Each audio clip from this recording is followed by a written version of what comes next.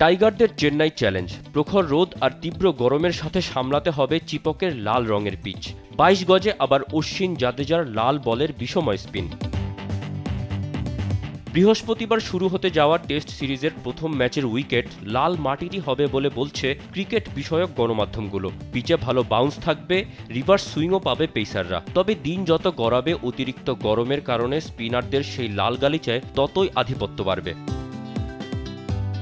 সবকিছু বিবেচনায় রেখেই টাইগারদের বিপক্ষে ৩ স্পিনার নিয়ে একাদশ সাজাবে স্বাগতিকরা। ভারতীয় সংবাদ মাধ্যম বলছে টিম ইন্ডিয়ার কোচ গৌতম গম্ভীর ছক কষছেন ৩ স্পিনারকে স্কোয়াডে নেওয়ার। রবিচন্দ্রন অশ্বিন, রবীন্দ্র জাদেজা ও চায়নাম্যান কুলদীপ যাদব। জাদেজা আর অশ্বিনের দলে থাকাটা পাকাই বলতে গেলে, কেননা এই যুগল তো বর্তমানে আইসিসি টেস্ট র্যাঙ্কিংয়ের শীর্ষ ২ অলরাউন্ডার।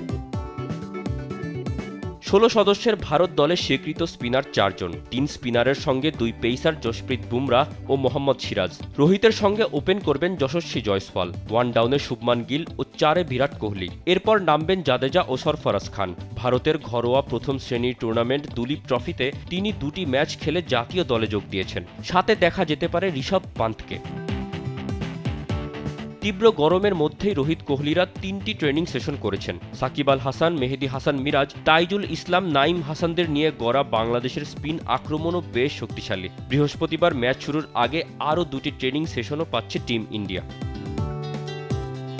টেস্ট চ্যাম্পিয়নশিপ শুরুর পর থেকে দেশের মাটিতে ভারত স্রেফ এক টেস্টেই ৩ পেসার খেলিয়েছে। ২০১৯ সালে কলকাতার সেই দিবারাত্রির ম্যাচটি ছিল বাংলাদেশের বিপক্ষেই। মাত্র আড়াই দিনে মুমিনুলদের গুড়িয়ে দিয়েছিলেন ভারতীয় পেসাররা। অন্যদিকে বাংলাদেশ দলে সাকিব মিরাজের মতো ২ অলরাউন্ডার থাকায় ৫ বিশেষজ্ঞ বোলার নিয়ে একাদশ সাজানো সহজ।